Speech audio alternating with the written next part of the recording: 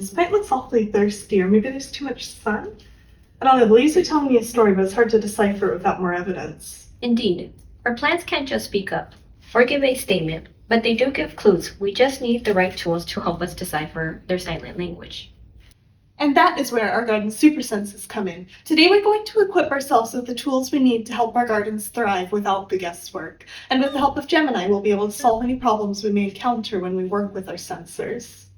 Gemini serves as our technical advisor, helping us break down complex concepts. But later on down the road, it will even help us write down code for our sensors. There are all kinds of sensor types out there, such as those that monitor temperature or pH, but we will focus this time on soil moisture sensors. These devices function by monitoring the information that travels through the soil. If the soil is dry, the signal will take more time to travel through the soil. If the soil is wet, it will take less time for this signal to reach the sensor. When you or I have a plant in the house, we probably might stick a finger into the soil to see how damp it feels. But in the garden, this isn't so easy to do, and it's not very accurate.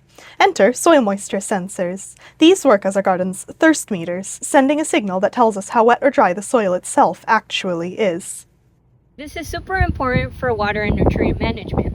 When we overwater, not only do we waste precious water, but nutrients such as phosphorus can literally get washed away from the plant roots, flowing into our local water systems, causing harmful algal blooms. Sensors reduce waste by letting us deliver water and nutrients precisely when and where they're needed. Professor Romney, these sensors are pretty cool, but how do they actually work? What makes them talk?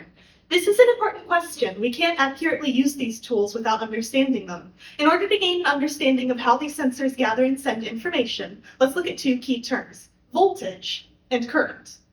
We can imagine that electricity flows through wires like water flows through pipes. Voltage is like the water pressure behind that water. Low voltage equals low pressure. High voltage equals high pressure. So voltage is like the push that makes electricity move? Precisely, you got it. Now current.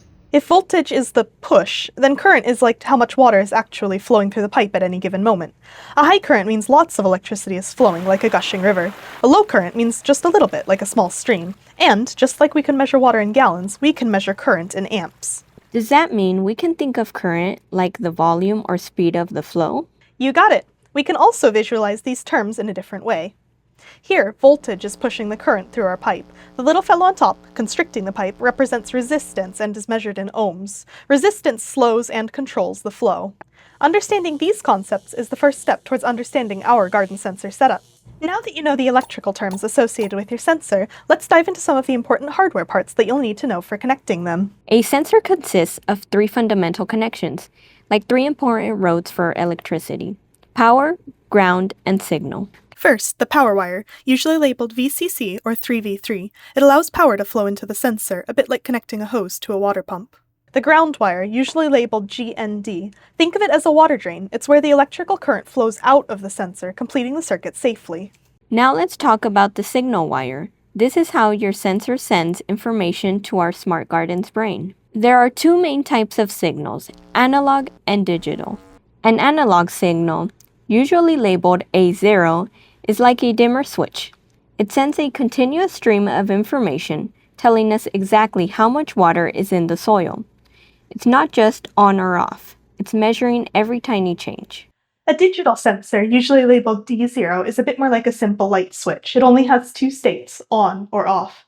So if we had a digital sensor, it would tell our microcontroller, hey, the plant needs water, which would be an on, or hey, the plant does not need water, which would be an off. It doesn't have any concept of how much water is involved, just a yes or a no. For our Smart Garden project, we'll mostly use sensors with analog signals, like our soil moisture sensor. This is how our sensors get connected.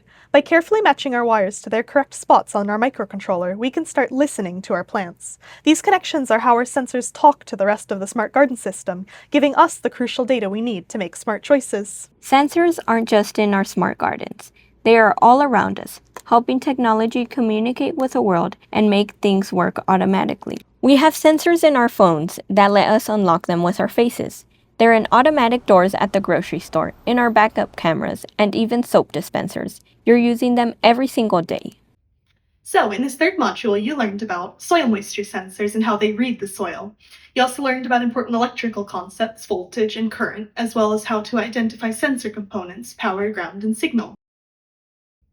In the next module, you'll learn about the brain and muscles of your automated smart garden.